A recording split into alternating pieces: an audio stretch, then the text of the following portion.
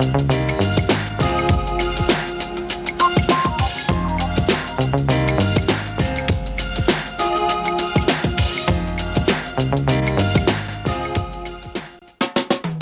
dando início a mais um programa Norte em Ação, através do canal 6 da NET, do canal 6 da NET Digital, também da Rede Mundial, por meio da PoaTV.net, da PoaTV.tv e da PoaTV.org. Então, além, é claro, de estar na Rede Mundial, também no seu celular, você pode acompanhar aí a nossa programação com exclusividade total.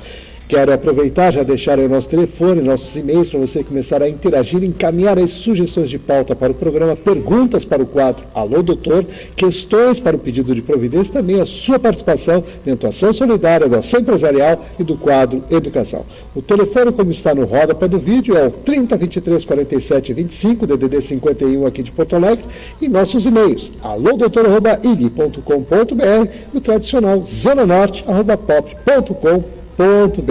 Então, além das entrevistas exclusivas, você vai poder acompanhar também. Então, fica o nosso convite. Em determinado momento, esse casal se separa. Um dos, mais comum, a mãe, ela não fica satisfeita com essa separação.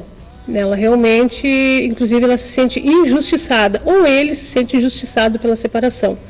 Quem é o alvo? Para você manter a sintonia, estamos preparando mais um programa especial com muitas informações, notícias e entrevistas exclusivas que você não pode perder. Quero aproveitar e lembrar que estamos aqui no Centro Espanhol, onde produzimos nossos programas especiais, e dizer que o Centro Espanhol coloca à disposição da nossa comunidade seus salões para festas e eventos. Então, você pensou em formatura, pensou em casamento, pensou em comemorar bodas de prata, bodas de ouro, ou então aquele momento, aquele evento especial, certamente aqui no Centro Espanhol você vai encontrar salões para essas comemorações. Anote aí o endereço para você conhecer e conferir em loco toda a infraestrutura do Centro Espanhol. Travessa Sul, número 102, esquina com a Rua Portugal, no bairro Higienópolis, zona norte da capital. E o telefone para você fazer contato com a secretaria é o 3342-5990, DDD 51, aqui de Porto Alegre. Então continue ligado que no instante só a gente volta.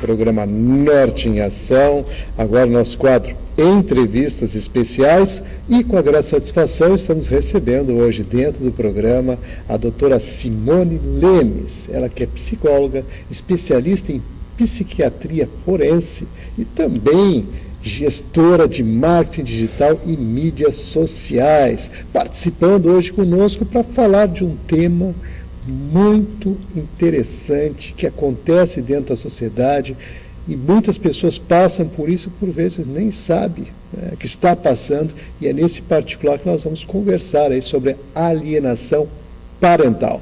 Tudo bom? Tudo bom. Prazer estar aqui contigo.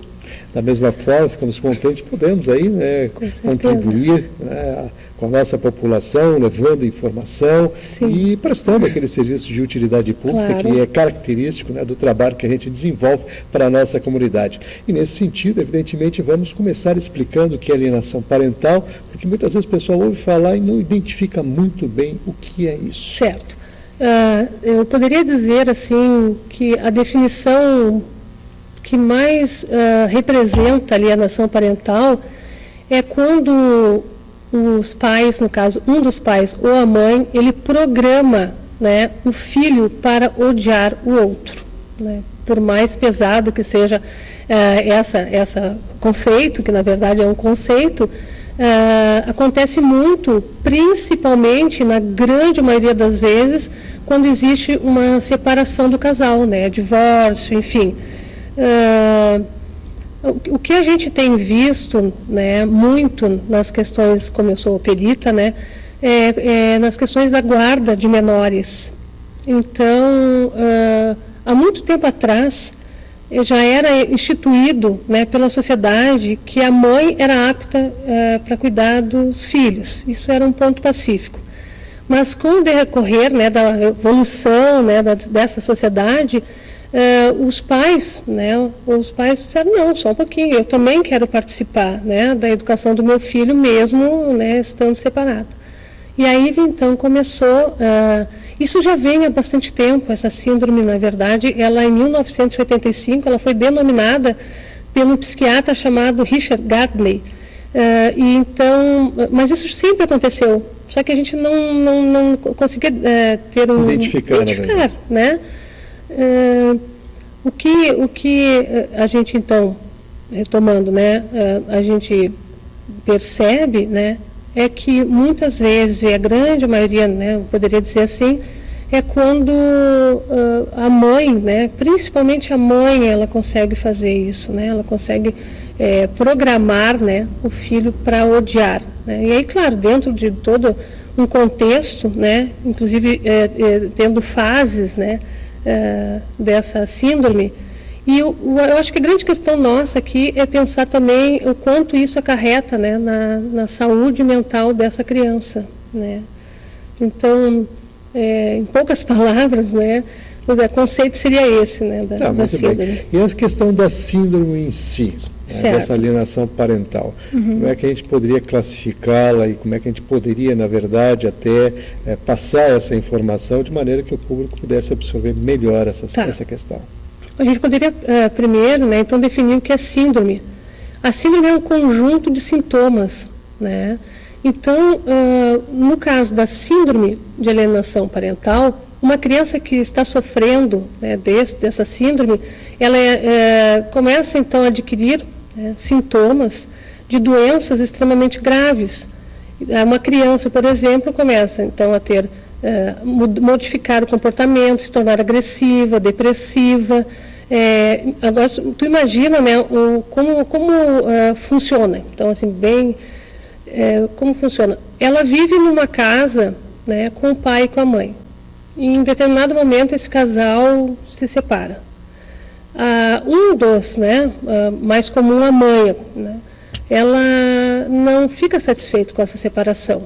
Ela realmente, inclusive, ela se sente injustiçada, ou ele se sente injustiçado pela separação. Quem é o alvo? A criança.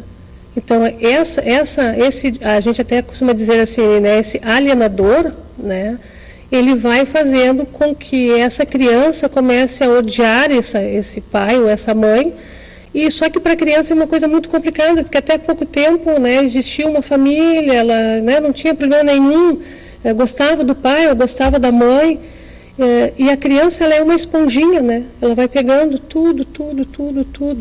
Não tem como essa criança não ficar doente. Então, a síndrome, na verdade, ela vai somar, né, assim, vários sintomas, mas são sintomas graves, né? Não é assim, porque assim, se isso não for detectado, tá, e não tiver um rompimento, tipo assim, tem que parar com isso, com os pais, enfim, né? Essa criança, quando chega na fase adulta, ela é movida à culpa, porque ela se dá conta que lá na infância ela menosprezou, né, um dos genitores.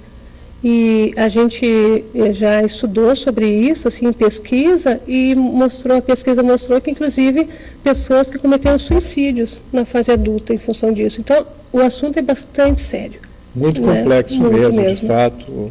Realmente, doutora Simone, essa é uma situação que a gente traz aí até para que a gente possa refletir melhor sobre todo esse circunstancial, porque, na verdade, é uma complexidade nisso tudo, né? Claro. A senhora falou agora mesmo da questão afetiva, né, do relacionamento harmônico, e daqui a pouco a desestruturação e a questão do ódio, que acaba, né, ponderando, né, nas relações, e por isso, então, algum encaminhamento nesse sentido. Inclusive, por falar nisso, as situações mais comuns realizadas pelo alienador.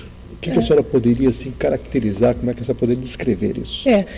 O alienador, ele começa aos poucos a denegrir a imagem do alienado, né? Então, assim, para a criança, é aquele tipo de situação em que um deles, vamos imaginar então que seja a mãe, né?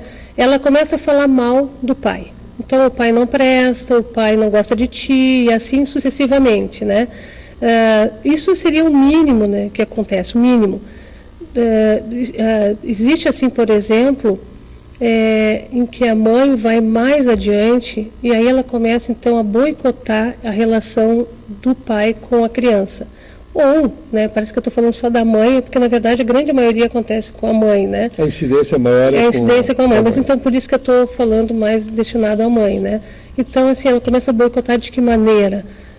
Ela, por exemplo, o pai vai buscar na escola, aí ela vai lá e pega a criança antes, vai chegar lá, não tem. Aí ela chega em casa e diz, viu, teu pai não foi te buscar. Então ela vai usando, né, várias artimanhas. Pretextos? Exatamente, né? Para aquela criança ficar, pô, o pai não me ama, ou vice-versa, né? Ou a mãe não me ama. Mas é que é comum mesmo, realmente, não...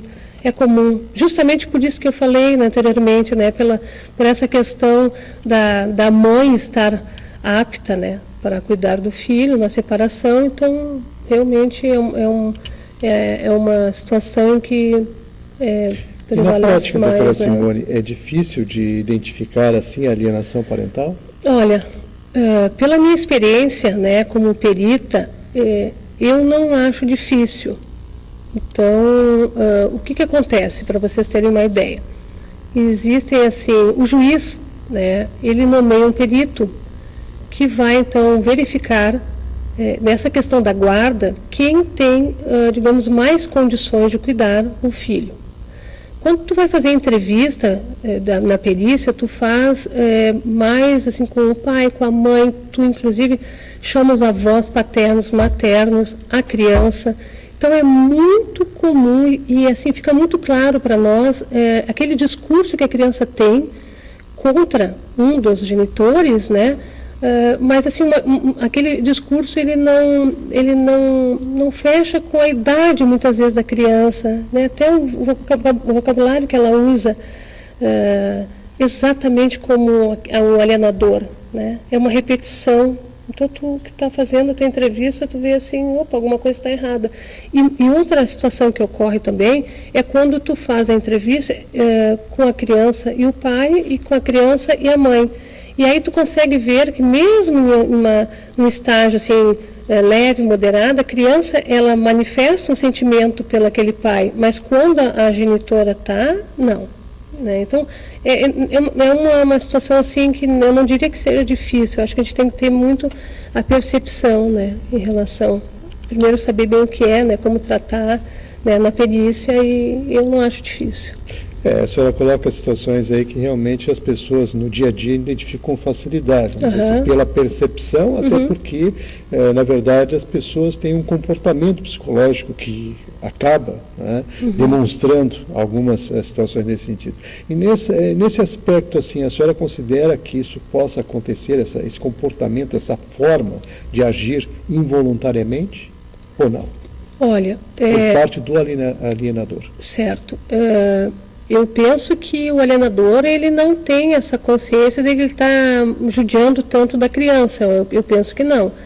Mas tem a consciência, sim, do seu ato. Do seu ato, né? E que ele quer aquela criança para ele. Então, assim, isso realmente... E mais do que isso, ele quer punir, né, o outro. Então, ele não aceita a separação e principalmente quando o outro... começa a retomar sua vida afetiva, então, né, vamos dizer, tem um namorado ou uma namorada, aí sim, aí essa pessoa, ela se enfurecia tanto, e o que vai acontecer? Né? Ela vai fazer de tudo para machucar. E quem é que ela usa? A criança, né? Então, na verdade, assim, eu não acredito que ela seja tão maldosa a ponto de saber o que ela está fazendo, tipo assim, eu vou fazer isso e isso vai ter uma consequência da meu filho adoecer, enfim, eu penso que não. Mas por outro lado, algumas pessoas ainda podem ter essa consciência, né? A gente não pode também afirmar, a gente tem que ser um pouco mais genérico também. Eu até falo mais em relação a minha experiência profissional. Então, doutora Simone, eu gostaria que a gente entrasse naquela outra circunstancial também muito importante, que é da influência econômica. Até que ponto isso realmente influencia, né, essa circunstância em si? Sim. A situação financeira, ela é bastante, como é que eu posso dizer, ela tem um peso grande, né, em relação a isso. O que eu vejo muito é casais, né, com poder aquisitivo alto, né, e que justamente neste momento, então, da separação, é onde aparece, né, as brigas, né, mas o alienador, né, ele realmente, como ele está interessado em ferir o alienado, então, assim, ele utiliza a criança, né, e inclusive ele usa questões, assim, por exemplo, ele entra na justiça, o alienador, dizendo que o alienado não paga o plano de saúde que pagava, ou ele não está pagando a escola, uma escola boa, né, assim, bem conceituada. E isso tu vai ver na perícia e é mentira, entendeu? Ele não fez nada disso. E o que acontece, né, também, por quê? Porque existe uma briga em relação aos bens, essa parte financeira, né? É claro que a alienação parental, ela existe em qualquer classe social, né? Mas, por outro lado, pessoas que têm mais condições financeiras conseguem contratar bons advogados, né? E eu acho que isso é uma situação que influencia bastante, né? Às vezes, o alienador, ele tem um poder aquisitivo que ele realmente consegue contratar um bom advogado, um perito assistente, né, que vai dar todo um embasamento para ele, e o alienado não tem condições. Então fica uma coisa desproporcional, né? Mas realmente influencia a parte financeira, sim. São pontos importantes de ser considerados, inclusive outros reflexos que eu gostaria também de trazer à tona na questão da alienação parental, a questão do abuso sexual, se existe alguma relação nisso também. Existe. Nesse caso, a gente diria assim, eu vou até explicar que a alienação parental, ela é dividida, né, os sintomas em 3 estágios, certo? Como é que a gente pode observar? No primeiro estágio, seria aquela situação em que a criança, ela se sente constrangida quando o casal está junto, ou seja, quando estão juntos, né? Ou seja, o alienador e o alienado, né? Então, ela vai na visita, ela vai numa lanchonete, ela fica constrangida. Quando o guardião, né, sai, essa criança já consegue interagir bem com o pai ou com a mãe, né? Essa é a fase leve.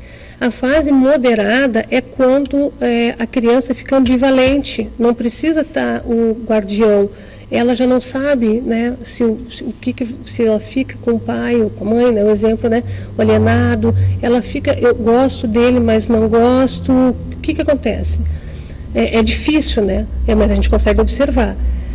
O estágio, o grave, ele é realmente uma situação bastante complicada, porque é quando, então, a criança começa também a denegrir o alienador.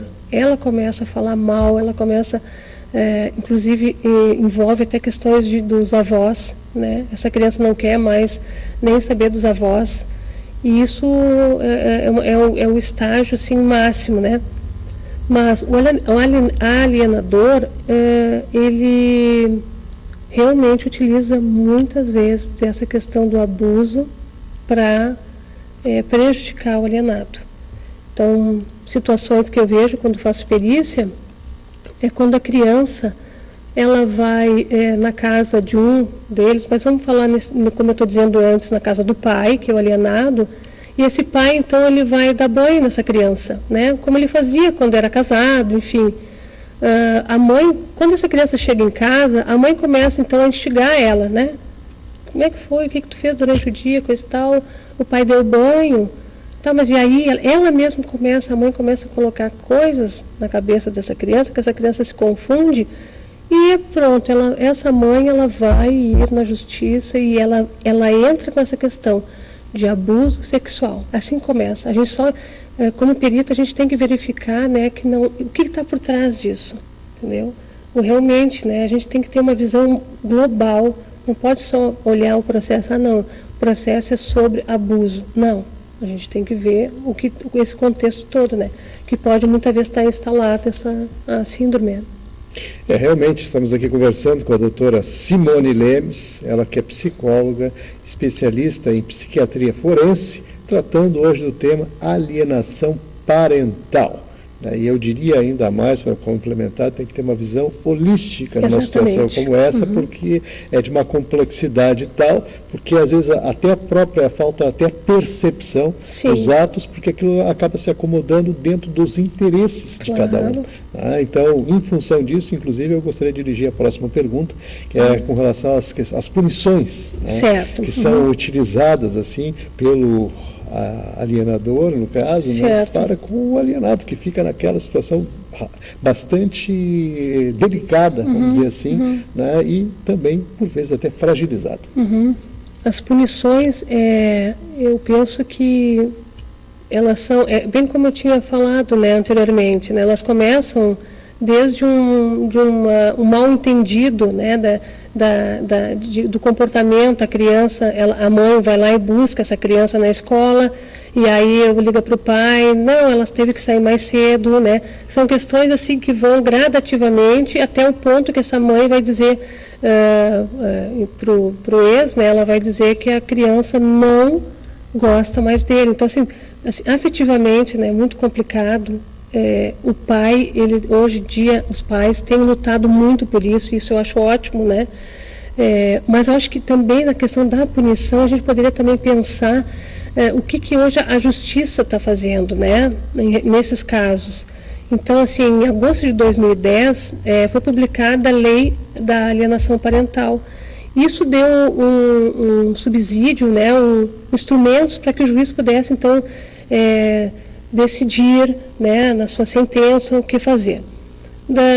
A sentença, né, ela vai desde do aconselhamento, ou seja, o juiz vai dizer, olha, tu tem que te tratar, na verdade isso, né, até multa, né, segundo passo, multa, ou então ele passar a guarda para o alienado. Então, assim, a situação ela vai de uma maneira que o juiz, ele percebe. Entendeu? Que alguma coisa não tem como, se não teve ajuda, não adiantou fazer um tratamento psicológico, se ele estipulou um valor, também não adiantou, bom, então tá, alguma coisa está errada, faz a perícia, é constatado e essa criança passa então para o alienado. Qual a jurisprudência que existe já nesse sentido? O senhor deu algumas pinceladas aí com relação a indicativos já de decisões. Sim. Mas existe uma jurisprudência? Já, sim, com certeza, com certeza. Na vara de família e sucessão, isso acontece muito, né? Então, assim, eu até não conseguiria te dizer exatamente desde qual foi a primeira, né? Mas eu posso te garantir que isso é muito comum e a gente aqui no Rio Grande do Sul, as perícias, né, que envolvem esse tipo de caso, elas são bastante solicitadas, né, pelos juízes, já que eles entendem também que alguma coisa está errada, não é simplesmente, né, não, aguarda, o que está acontecendo, né, os processos são bem complexos, existe sim. E a sua impressão com relação a essas leis, referente a esse tema? Qual é a sua percepção? Eu penso que justamente, né, por ter mudado até a visão da sociedade em relação à guarda dos filhos, eu penso que as leis também favoreceram, né? Então, os pais, o juiz hoje, ele tem uma visão, né, holística, né? Então, ele já olha a situação de uma maneira que talvez muitos anos atrás nem se cogitava. Eu penso que as leis, né, cada vez mais, elas vêm para ajudar. E, neste caso, eu penso que estão realmente fazendo o papel, né? Muito bem. Então, estamos aqui recebendo informações, alienação parental, né, a doutora Simone Lemes participando hoje conosco e trazendo, né, para você que é nosso telespectador, informações bem substanciadas, esclarecendo, né, tirando dúvidas importantes sobre esse episódio que acontece já há algumas décadas aí dentro da nossa sociedade, hoje identificado com jurisprudência, com leis, né, já direcionadas nesse sentido, e também tratamentos, que é justamente o que nós vamos falar agora, a doutora Simone, que estamos chegando aos minutinhos finais. Eu gostaria que a senhora então fizesse essas considerações sobre a importância do acompanhamento psicológico, do tratamento em si. Bom, é fundamental, né, quando detectado a alienação parental, a síndrome, tanto na criança como no alienador, né, e também no alienado. A criança a gente nem precisa, né, enfim, né, referir, porque a criança ela está doente e ela vai precisar. Mas o alienador, ele tem que tomar consciência, né, do que ele está fazendo. A psicoterapia ela vai ajudar. Não é um trabalho da noite para o dia, né? A psicoterapia não é um trabalho assim. Mas, com certeza, ela vai fazer a psicoterapia com que essa pessoa consiga se dar conta, né, do que, o que ela está prejudicando, quanto ela está prejudicando o filho, né, e a repercussão disso. E até ver as suas questões pessoais, né, porque também isso envolve, não é só a questão do que ela está fazendo para o filho, mas ela mesma, né? Como é que ela deixou chegar nessa situação, o que ela tem dentro dela que gerou isso, né? São coisas bem profundas, né? Realmente.